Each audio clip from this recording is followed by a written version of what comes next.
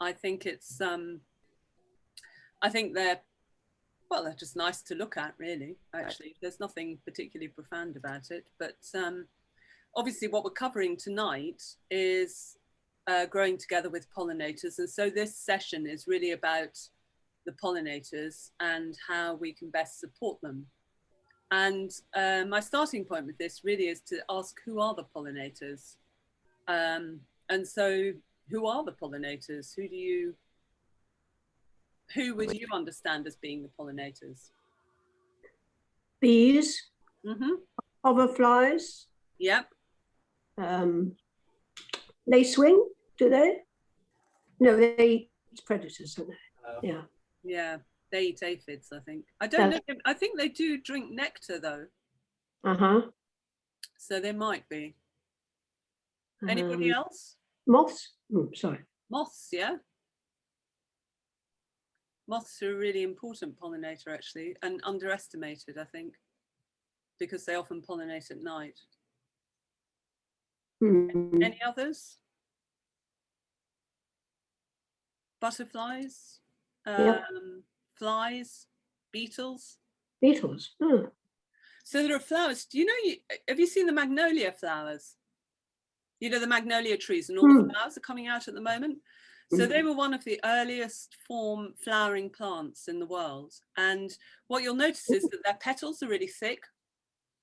And that's because when they appeared, there weren't any bees around. So the pollinators were beetles. And so they developed these really thick petals, so that if the beetles started eating them, they could withstand them, basically. Oh, interesting, isn't it? So yeah, so that's magnolias for you. I mean, obviously there are all sorts of pollinators around at the moment, but anyway, yeah, so that's who we're talking about. And I thought we could just start by looking at bees, actually. And what I wanted to do was just kind of go through all the different types of bee, of which there are more than 200 species. I think they're not quite sure exactly how many, obviously, because, it's quite hard to be sure how many different types of bee there are, because you can't study every part of England. But I think it's somewhere, it's definitely more than 200 species anyway, which is quite a lot when you think about it. And so the first thing I thought we'd look at are bumblebees. And what I was just going to cover really is just briefly cover the life cycle of some of the bees, so that you've got some idea of when they're around looking for pollen and nectar. Do you know much about bumblebees? I mean, do they hibernate? Are they the ones? Yeah, kind of. Yes, so the queen hibernates. Yeah, maybe, yeah. Yeah, but only the queen. So yeah, there are lots of different types of actually there aren't that many. I think there are about 10 or so different types of bumblebees, so there aren't lots. And they are sociable. Solitary. No, these are bumblebees aren't. These bumblebees are sociable. And what you can see here, where this red circle is, they generally live in the ground, bumblebees. And so what happens is the queen survives over winter. She hibernates. In fact, I think this is not a nest. This is a queen hibernating under a leaf. So she finds somewhere nice and, dry and safe and what have you, and hibernates over winter and comes out quite early. Some of them come out quite early. So they'll come out, you'll actually see them flying around kind of late January, February time, the big ones looking for food. And so then they're kind of looking particularly for pollen and nectar. So she has to get started. She has to basically get started with a nest entirely on her lonesome by herself. And so it obviously doesn't look like this to start with, but what she does is she flies around, and one of the favorite places where they like to nest are old mouse holes. So you'll actually see them flying around sniffing, smelling, because you know how smelly mice are. And so they're flying around going, can we smell a mouse, basically. And so they inhabit they like old mice holes, and also just nooks and crannies and crevices. And so basically she collects a load of pollen and a load of nectar and then lays her eggs. And when they're born, then they eat the pollen and nectar. And then obviously the colony starts building up, basically. And so then you have workers, and I don't know what the male bumblebees are called. They might just be called male bumblebees. But then you have, plenty of workers, and then they slowly build their colony up. And this is an example of a bumblebee nest, which is, you can see it's nothing like a honeybee nest. It's kind of sort of looks kind of like something that you could have seen in a kind of science fiction film, almost like, those alien pods in Aliens, where they suddenly go, I don't know if you've seen that film, but anyway, they look to me a little bit like that at any rate. But that's a bumblebee nest. And so once the queen is laying eggs, I think that's it. She doesn't really leave the nest again, and I think until autumn. And so then the workers are going out and collecting the pollen and nectar to feed the young. Okay, so they don't make honey, and they don't have any stores that they keep over winter. So basically once they and some of them I think actually die off really early on in the season, like July time, and then that's it. The workers all die, the male bumblebees all die, and then there's just the queen left, who then just hibernates, and then she hibernates until the next year, and the whole thing starts all over again. So the reason why that's important to understand, I think, is because what it means is there are bumblebees around January, February, March time looking for nectar. And I mean, you will already have seen them, but it's worth, I think, being aware of that, because part of the reason for doing this workshop is obviously, when you talk about pollinators, you're kind of, the go-to thing at the moment is to buy packets of mixes of wildflower seeds, and plant those. And obviously those are really useful. They're great. Nothing wrong with that at all.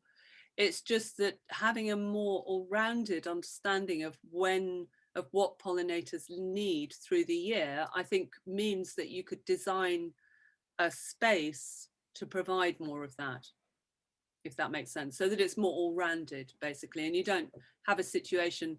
I mean, it slightly reminds me of, I don't know if you know of the almond plantations in California, where they have just, I mean, miles. It's like farms in America, it's really hard to envisage how massive they are. I mean, they're like an entire, probably almost like the country of England. You know what I mean? They're just so huge, and they just have almond trees, and they won't let anything else grow. So they have to ship pollinators in, basically, because they won't survive. And so that what they end up doing is shipping in honeybees, and they literally just bring in truckloads after truckloads of honeybees, who are then feed on the almond pollen and then have to be trucked away, because there's nothing else once that's finished, that's it. There's nothing else for them to live on. So this is a honeybee, and you can see that this is a worker. She's collecting pollen. They have these kind of pollen sacks. And do you know, where does the nectar get stored? Do you know? See, she's got her tongue deep into, picking up some nectar. I assumed that they used the nectar was a food, so they use it instantaneously. They feed on it, and then the pollen is what they take away. Well, you are kind of right actually about that, but they don't actually. They do eat the nectar. It goes into their stomach, and they take that away with the pollen, and then it's out of the nectar that they make the honey. And what happens is when they go back to the hive, they actually sick up the nectar, And it's that, it's really lovely. I just love, it's like, really, that's disgusting. So basically honey is sicked up nectar, and then the pollen is mainly fed to the children, Oh, the larvae. And so the nectar is basically a watery syrup. And so how it turns into honey is they basically, I think they keep regurgitating it, actually swallowing it and regurgitating it. And they certainly do a lot of fanning to get the water to evaporate. And so to buy honey, it has to have had a certain amount of the water evaporated for it to be classed from a trading standards point of view, which obviously is not the same as what the bees, you know, from the bees' point of view. That's when it has to be classed as honey. Okay, so for honeybees, that's important because basically they are making stores. You're dead right, Angela, that it is basically that they have stores. And so the honey are their stores. And I think one of the things that's really interesting about the fact that they swallow the honey and then regurgitate it is that what it means is that that is coming out with a whole load of, you know, of a certain amount of digestive juices.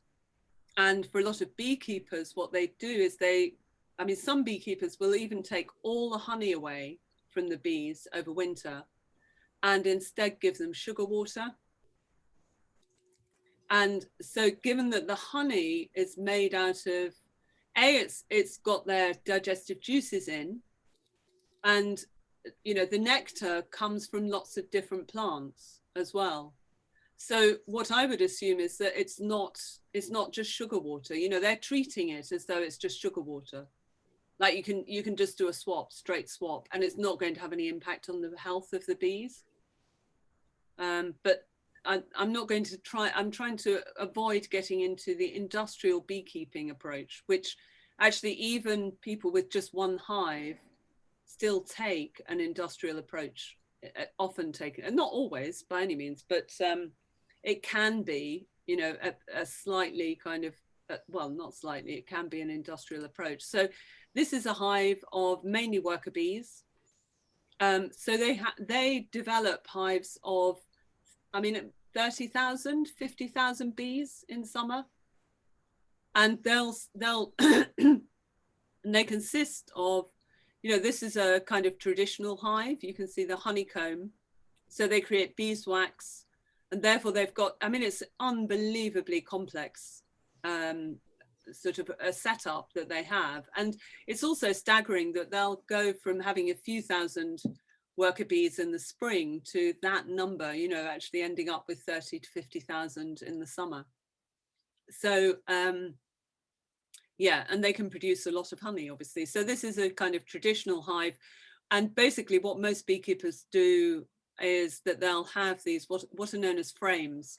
And because they want the bees to put their energy into creating honey, they provide the beeswax already both laid out, so they don't have to make the beeswax, and imprinted. You can see that they've been imprinted with these hexagonal shapes, neither of which I'm particularly keen on for two reasons. First of all, the beeswax can concentrate pesticides because it's basically being reused. And secondly, they create these cells, which they've kind of, for some reason, decided that they're going to make them a bit bigger than bees would normally make them. And what that means is that then they want bigger bees. It's just, to me, it's all a bit mad. You know what I mean? I don't know what's wrong with the bees as they exist, you know, just as they are. But apparently there's some kind of, and this is not all beekeepers, by the way. This is, you know, there's a kind of people who make the frames and provide the frames will provide them with these cells. A lot of beekeepers wouldn't even know that their cells are slightly bigger than their bees would normally have them, for example. Anyway, that's a kind of, this is some beeswax. This is a wild bee hive. And I think what you'll notice is that is this kind of much more fluid shapes that the bees make in the wild and make naturally. And you can see they kind of sort of flow together in different ways. So they've made all this beeswax, which is really quite impressive. And here's one that's hanging from a tree.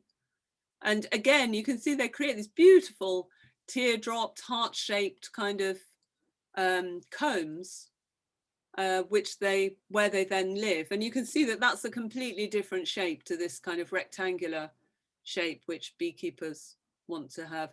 Having said that, you know, these bees that are kept by beekeepers do fine. You know, I mean, it's not like, well, they generally do fine. Obviously, there are problems, but, you know, it's not like the bees can't adapt and live in these kind of shapes. But I do think it's interesting to see how they've kind of built this sort of, I mean, I think it's stunning. I think they'd win architecture prizes in my view, because I think they're really beautiful. And I think this is really beautiful. So this is what's known as a horizontal top bar hive, where in these kind of hives, you leave the bees to make their own comb, and they make the comb in their own shape. And actually, I've got a hive very like this one on my allotment, but not decorated. I think this is how humans used to live, and obviously still do in some places. But I think the whole sort of what it implies about our relationship with our bees to decorate the beehive like that.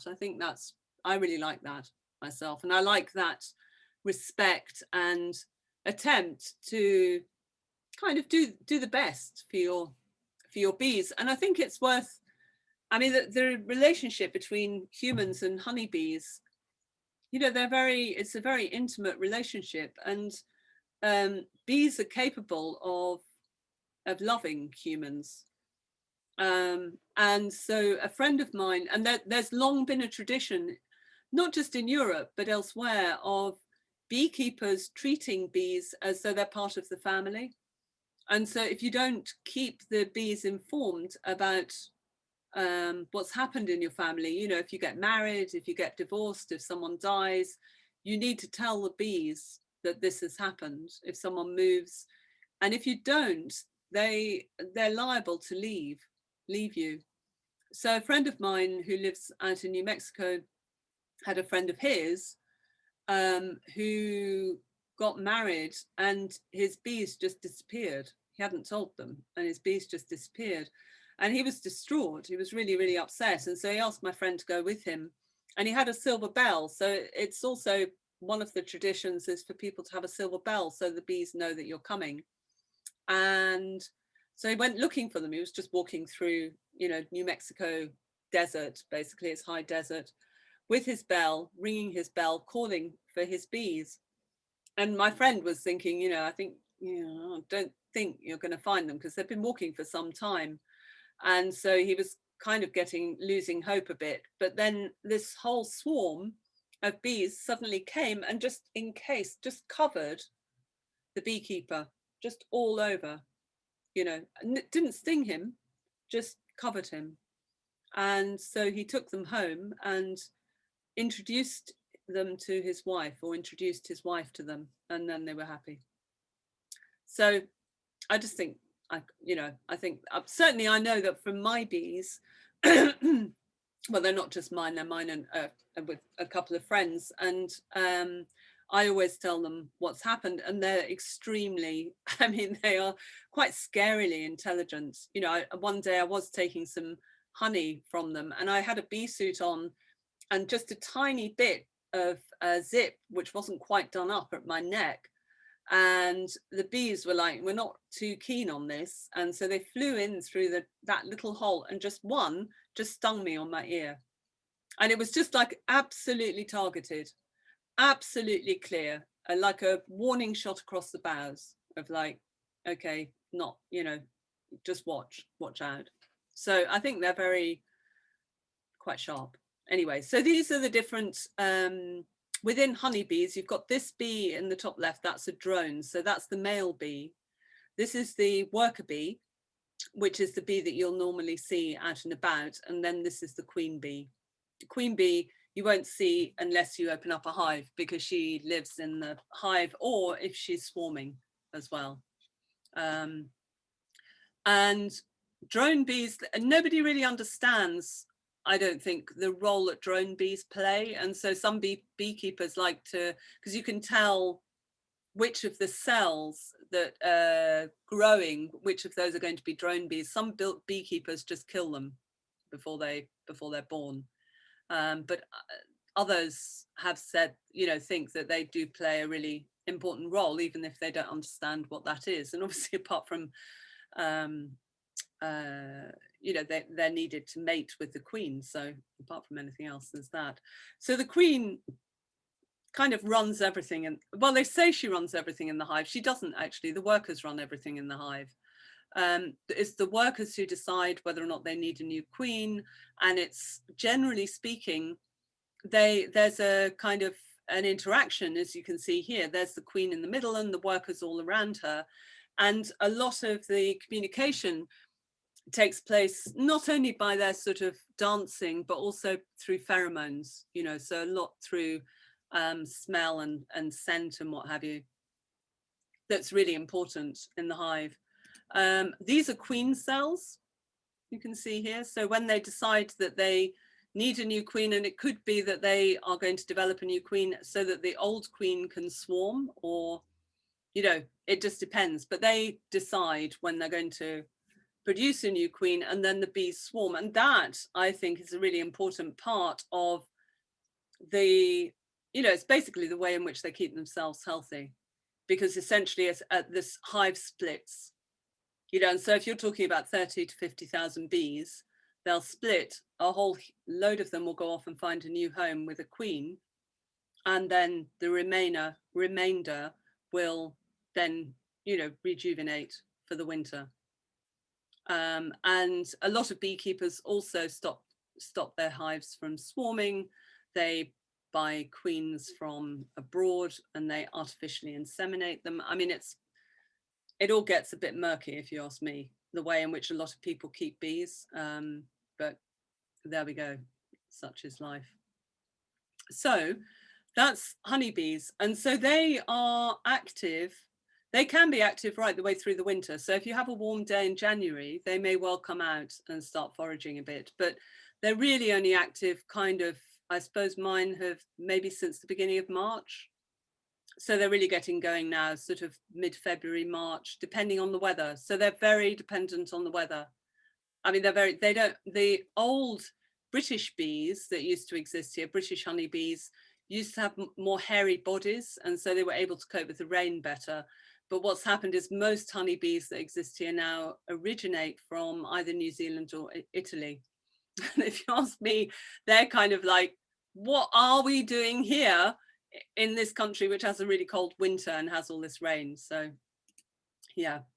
So then you have solitary bees, and most of the bees in Britain are solitary.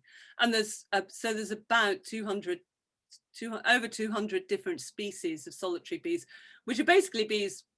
I mean, they call them solitary. I have to say, I've seen some of them definitely not looking very solitary, essentially all nesting together in the same place, not in the same nest, but they were looking like they were having a good time all together. But anyway, the idea is that they create a single nest where they're not kind of holed up together like bumblebees or honeybees. And this is a red mason bee, really stunningly beautiful bee, doesn't have a sting, and they are the ones who nest in the bee hotels, you know, the ones that you usually buy with the holes. And and they come out around about March, April time. So they'll be coming out now, and they are really important pollinators for fruit trees. You know, and they're kind of the flowers that are around that time, between kind of April and June, really, April and the end of June. And so they're going to need pollen and nectar around that time, and lots of it. Because the way in which they nest is, here's a kind of cross section of one of their nests, is that they basically lay their egg. They have these tubes, and so then they lay an egg, and with the egg they put in a whole load of pollen for the larvae to eat once the larvae is born, and then they block it up. So they have these cells, as you can see. So they'll block each one up with mud, and then the larvae pupates, and they stay in the tube until the following year. So they're basically laying the eggs between April and June, and then they die, and then their children come out the following year. And here's one coming out. But obviously, you know, they it's not completely straightforward, because to begin with, these grubs taste really good to things like woodpeckers, so they'll often eat some. And you know, they have various predators, obviously. Well, I mean, basically they're like all of us, you know, food for other creatures. But anyway, they obviously, the idea is that then a whole load come out. So this is a mining bee. I think these are really cute as well. They also don't, they're solitary bees, they don't have a sting. And I have to say, I've seen a kind of suitably soft, muddy bank in Hampstead, actually, and there were loads of them. So I was looking at them going, you don't look very solitary to me, you look like you're all having a good time together. But basically that's what they need. And so what's important is in understanding what these bees need. It means that in your garden, insofar as we're growing with the pollinators, you know, having a bee hotel that's going to be suitable for red mason bees, for example, and also other solitary bees is really beneficial. And having kind of a loose, sandy, muddy kind of bank, which is well drained, is really beneficial for mining bees as well. And basically that's what they do, they mine. But you know, they dig a hole, and then they do the same thing as the red mason bees. They'll lay their egg and leave some pollen and so on for the larvae to be there, and then they'll emerge the following spring. So that's a kind of mining bee, and there are a lot of them. You know, there's not just this one. This is the Tawny Mining Bee. There are loads of different mining bees, and you get some really dinky ones as well. They're really cute, if you ask me. And then this is one of my favorite bees. This is, I think this bee is so beautiful. I really like the kind of black and white kind of, you know, stripes on her abdomen. I think she's really pretty. This is the leafcutter bee. And so that kind of similar to a red mason bee, but I mean, it's amazing how all these creatures have all these different ways of living, you know, making their house, I think is really cool. So the leafcutter bee basically likes to have leaves. And so then they basically, there's the leaf, and you can see this is a tube, so they still use the tubes, but they line them with leaves. I mean, I think that would be a really nice place to kind of grow up, wouldn't it? You know, in a sort of all lined with leaves. Anyway, so that's the leafcutter bee. So what that means is they need suitable leaves to cut. And they like rose leaves. And you'll find they're very neat, you know, at kind of cutting out a kind of almost a disc or a half disc for their to line their nests. And then this is also one of my favorite bees. This is the wool carder bee. And this is just amazing as well. I mean, what I find amazing is we do this as humans. We card wool, you know, we collect wool, obviously not from plants. This is from plants, but, you know, from sheep. But it does just look like this could be, you know, just like we would kind of gather wool together to make some felt or, you know, spin or whatever. I think it's amazing. So this is wool carder bee gathering some wool, well, it's not wool, but, you know, fibers from a plant. And look, it's got a lovely bundle there that they then take off and use for their nest. I mean, who wouldn't want to be a wool carder bee baby? It looks really nice, if you ask me. And so this plant here that they're collecting the wool from is what's called lamb's ears, okay, which has this unbelievably soft leaves, with the fibers that that's basically what they're doing is just kind of scraping away some of the fibers to take away for their nests.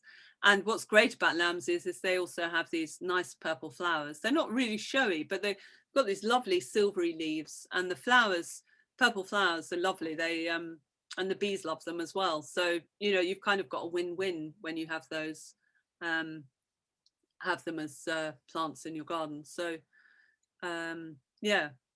So that's kind of, I suppose what I'm I'm trying to do is kind of expand a sense of who the pollinators are, and therefore what their myriad of needs are, that it goes beyond just plants and flowers. Butterflies, so this is obviously a small tortoiseshell on a nettle plant, and of course one of the really good ways to encourage butterflies is to have some nettles, because the peacock and the tortoiseshell, and I think the comma butterfly, I think that's certainly, oh no, the red admiral, the peacock and the tortoiseshell, I think. Okay, you can tell that my brain's actually forgotten which butterflies lay their eggs on nettles, but I know there's 3 in Britain who rely on nettles for their caterpillars. And so I just thought I'd show you, look at these eggs. I mean, imagine you've just like developed the ability to create eggs that completely camouflaged on the underside of a nettle leaf, looking as though they've kind of grown out of the nettle leaf, because they're exactly the same green, which is amazing. And then these are all the caterpillars eating the nettles, all encased in their own kind of silk netting. So so nettles, really important for butterflies. Obviously in a small London garden, that doesn't necessarily mean that it's feasible to have a clump of nettles, but it's just worth bearing in mind. And moths.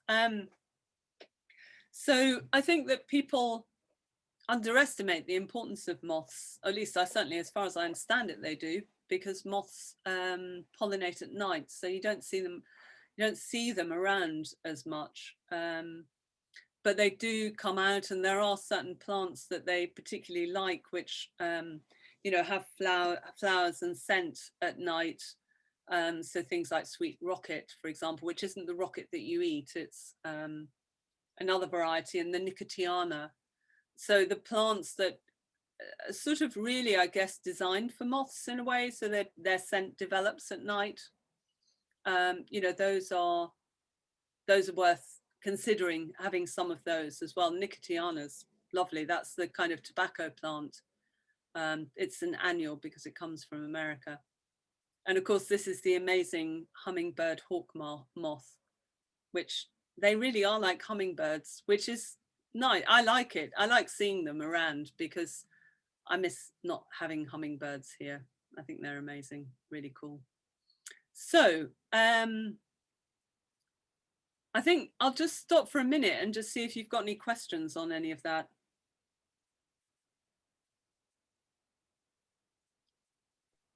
I was just curious, was it Hampstead Heath you saw the mining bee? It was actually just on a roadside in Hampstead, Okay. close to the heath, but it wasn't on the heath. It was just a kind of, there's a road where there was a kind of island thing, and so it was a bank. It's just I live by the heath, so. Oh, do you? Oh, really? Yes. Whereabouts? Which road? Do you know the Spaniards Inn? It's on the Yeah. road. I live behind there, in a small private road that I've lived in all my life. Wow. Which is why I live here, because it was quite reasonable for my parents to buy. It wasn't the desirable road. You're not like, I love the way you're saying that. It's like, okay, don't expect Sarah to like contribute like as though she's some kind of millionaire. No, my neighbours maybe, but I'm. Yeah, no, I know that. I used to do gardening for a woman who was living in a 12 million pound house, but she herself didn't have loads of money, but she was living in Hampstead anyway. Yeah, so I think what's interesting about the bank was really that it was a kind of ideal place for them to nest, and therefore you could actually create a kind of similar situation, even if it's only a small bank in your garden. That might be something you could consider adding, and you've got no guarantee that they'll arrive and start mining and all the rest of it, but I think it's, I've seen them a lot in the lawn at Cecil Sharp House, where I also garden as well. So, I think if they can find somewhere where the soil's quite loose and sandy and they don't think they're going to get drowned out, then I think they're happy. And, that is certainly possible to create a really well-drained area for them. So, yeah. Any other questions? No? Okay, well, what I wanted to look at now was just to have some suggestions of plants. Now, obviously there are loads of different plants you can grow, and one of the good resources to use is the RHS Plants for Pollinators. They've got a whole list of plants for pollinators, which is really useful. But I just want to have a kind of present a sort of particular way of thinking about it, because, you know, quite often what you end up with and what people will kind of present, and, you know, indeed it is important, is to have plants through the summer, you know, and to have plenty of plants that are flowering plants through the summer. But I think it's also important to consider which plants you're going to have throughout the year. So at the moment, for example, the pulmonarias in the gardens that I take care of, the pulmonaria or lungwort, you might know it as, they have a lot of really pretty varieties of plants, and the bees love them. And they're out from kind of mid-February onwards. So those primroses, violets, in other words, just look at, you know, some of the flowering, the bulbs, the crocuses, you know, so considering which flowers are you going to have available at this time of year. And obviously the pulmonaria, the lungwort is a herb for lungs. Primroses and violets are both have flowers that you can eat as well. And then going to the other end of the season, you know, consider which plants, which flowers you're going to have into autumn.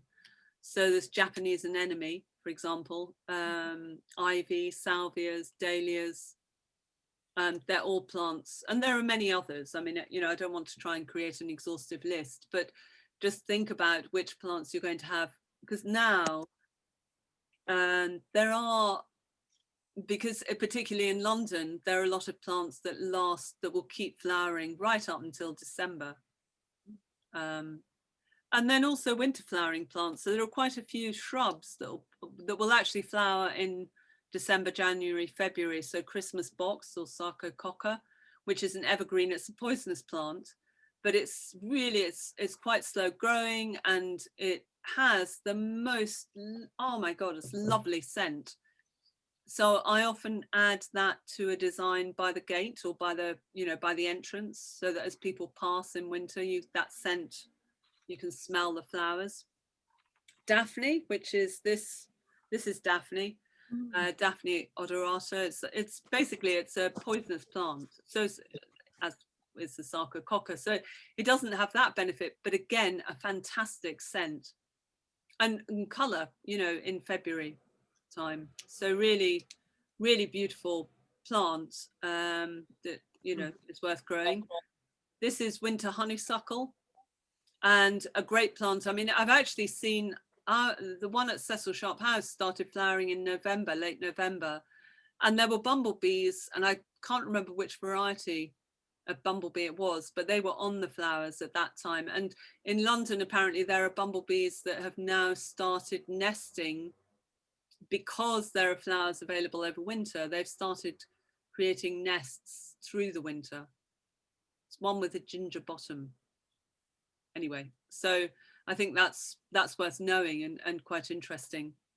So also worth thinking about the fact that trees and shrubs will have a lot more pollen and nectar than flowers, and so there's a whole mass of pollen and nectar. Hazel and willow both provide really important early pollen for bumblebees and bees to get started for the year. These are obviously, they're big plants, so they're not necessarily, you know, feasible for your garden. And fruit trees are often pollinated by solitary bees. And here's a picture of a really tiny apple tree covered in blossom. And so you can see that for that amount of space, okay, the blossom isn't there, it's not a repeat flowering, but in April, that's an awful lot of blossom, you know, an awful lot of nectar, therefore, and pollen for bees. So, and then obviously fruit for you later on in the year. So that's worth considering. This is a shrub called autumn olive, which is a monster, but can be pruned. Huge shrub, but has masses of flowers and will be covered in bees in kind of just starting to flower now. and then has red berries that you can, they're very tart, the berries, but you know, you can make really nice jam out of them, or kind of you know, stuff like that. So that's a really nice shrub, and the shrub is also a nitrogen fixer. So it's really beneficial to plant, for example, with fruit trees, because it will help provide nitrogen for the fruit trees that they need. But I do want to stress it is a very big shrub. I think I've got one growing on my allotment at the moment, and it's growing bigger and bigger and bigger. So I think I might have kind of underestimated how big it actually needs to grow. But anyway, so I also wanted to talk about or mention the fact that you need to avoid plants that have been sprayed with neonicotinoids and herbicides, which is really unfortunate. I don't know, do you know what neonicotinoids are? Insecticides. Insecticides, yeah. Do you know anything more about them? I mean, have you heard of them before? Have you all heard of them before? I know that the EU banned them, and the current government are going to give permission, as far as I know, for their use again. But they mess with it's not so much that they kill the bees, that they mess with their navigation, send them a bit mad, really. Yeah. So they can't do what they need to do. Yeah, that's right, exactly. They're a neurotoxin. Mm. And basically there's been research done by a guy called Dave Goulson, who's a bumblebee expert, and he's discovered that they end up with the nests essentially dying because the bumblebees can't find their way back, and so they weaken rather than kill, and therefore end up killing, if you see what I mean. He did a study as well where he was collecting plants from different garden centres and stuff, and seeing how much they persisted in the plants, and whether the bees were actually taking it up from the plant. So it's really what's the word, pervasive. It doesn't go away, it lingers. Exactly. And so that's why I wanted to mention this, because one of the things he found is he'd go to the garden centre and there'd be this label on the plant with a little bee and an RHS logo indicating that the plant was bee friendly, because it was, you know, I'm going to show you some plants, and it was one of those plants. But these plants, a lot of them in the garden centres come from nurseries where they've been sprayed both with herbicides and neonicotinoids, and they become endemic to the plant, the neonicotinoids. So the plants actually contain, every part of the plant contains neonicotinoids. So if the bees then start taking up nectar and pollen from those plants, they're essentially going to be ingesting neonicotinoids. So one of the things that I would recommend, if you can, is seeing if you can source plants from nurseries and places where they know that the plants haven't been sprayed. So for example, and there aren't that many, well, I don't know about whether or not there are that many, but basically what a lot of garden centres rely on is just plants that come over. I mean, an awful lot come over from Holland, and they just don't really know the details of whether or not they have been sprayed or not.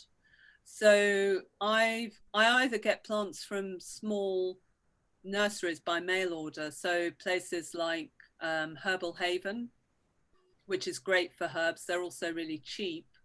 Edulis, which has really nice, unusual edible perennials and rarer plants.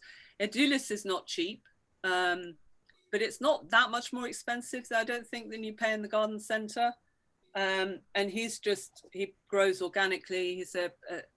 It's just him, basically. It's a family-run business. Sarah Raven, I think I was surprised that when I rang their phone, their phone line, that the woman I spoke to was aware of it as an issue and said, no, their violas, which is what I was buying, hadn't been. So I think that they would, her plants tend to be a bit more expensive, but they're really good quality and reliable. And crocus as well. So crocus, actually, they're a nursery. If you just put in crocus into Google, they're actually developing their own nursery so that they can grow plants that haven't been sprayed as well. Would they be?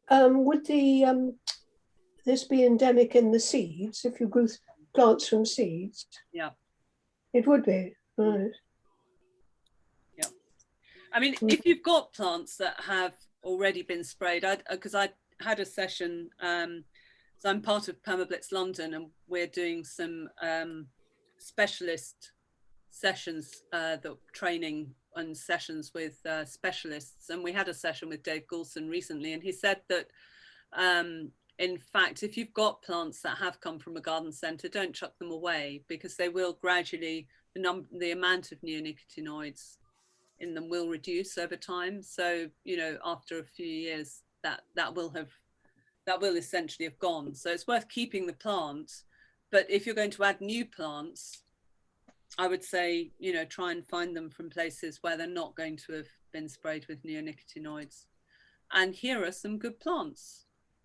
So this is I love this plant. This was known as sedum, and now I don't know who decided to rename it Hylotelephium.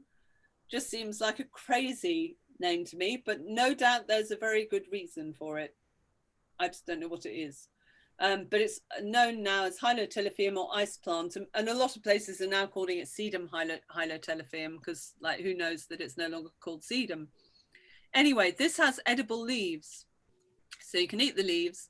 And what's great is these plants are really, really loved by bees and butterflies, because when they visit them, you can see there are lots and lots of tiny flowers. So when they get here, they don't have to kind of fly around to visit lots of different flowers. They can get to one of these kind of flower heads, and they've got loads of different flowers that they can visit. So really, really beloved by bees. They flower kind of July, August, September-y time. So I'd definitely recommend that. Sweet Sicily. Now, this is actually to give you an example of, this is of the kind of carrot Apiaceae family, which is basically, you know, all those kind of ferny plants that have these sort of, these white flowers, generally loads and loads of flowers on a single flower head as well. So they're really, bees really like them.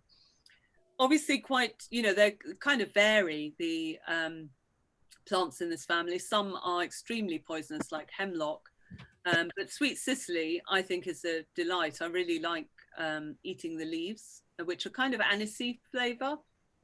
Really good for shade.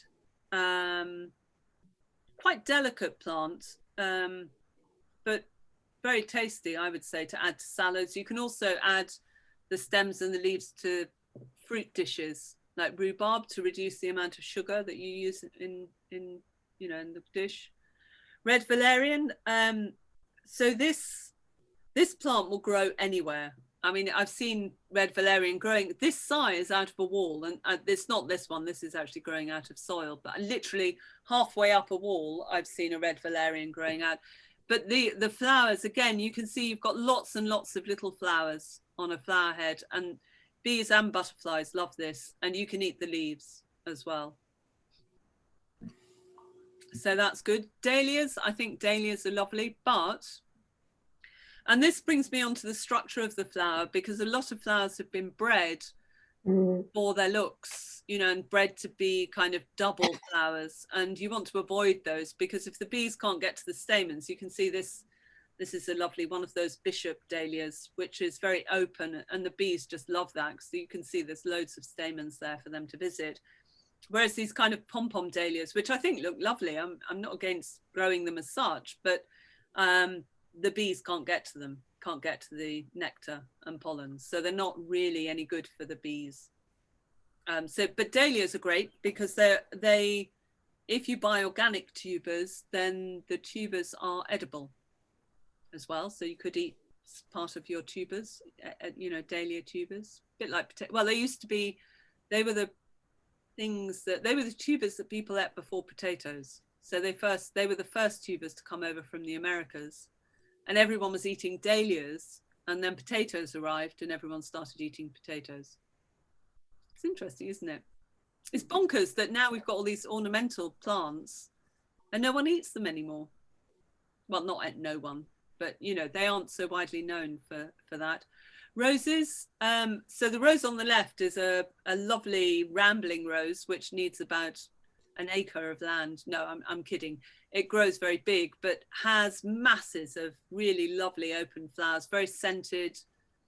And obviously roses, you can make rose water from them. Really lovely plant. Rose hip as well. So that's great, but you've got to be careful with roses as well. And because some of them have been bred to have so many petals that the bees can't get through to the stamens. So you've got to make sure that you've got a rose that's open enough for the bees to be able to get to it. And then plants that flower a long time. So this is Nepeta, and Dave Goulson's actually got a new book coming out in a few weeks where they've researched which varieties of particular plants bees like best. And so this is actually Nepeta Six Hills Giant, it's called. And it's quite a big plant. I mean, I really like it. I love the smell of catmint, which I think is possibly because I really like cats. So I think there must be something cat-like about me. And I mean, I've got a client's garden where his cat just eats the catmint. I mean, literally, it's really hard to grow it because she'll just both eat it and then just lie on it. And then it's just totally bonkers after that for a while. Anyway, but looking at plants, like there are a lot of geraniums as well that just flower, you know, for 6 months or so through the year, salvias, things like that. So those are also worth considering. And then it's also worth just bearing in mind, which I haven't really mentioned, things like your vegetables obviously are also going to have flowers like beans and courgettes and so on. And those will also be flowers for pollinators. So worth bearing that in mind as well. And then my final plant is just the queen of all plants, comfrey. Okay, and who could not have comfrey growing in their garden of some sort? One of my favorite plants, and she is amazing. And of course the bees love the flowers, and this is a honeybee heading towards the comfrey flower. Now what I also really like about this, I think this is really cool, so this bee, you kind of go, well, what's this bee doing clinging to the outside of the flower? What it's doing is that its tongue isn't long enough to reach the nectar inside the flower, and it's actually using a hole that a bumblebee's created to cheat, and then it can stick its tongue through the hole to get to the nectar inside the long flower. So I just thought I'd finish on that because I think that's really cool myself. So I am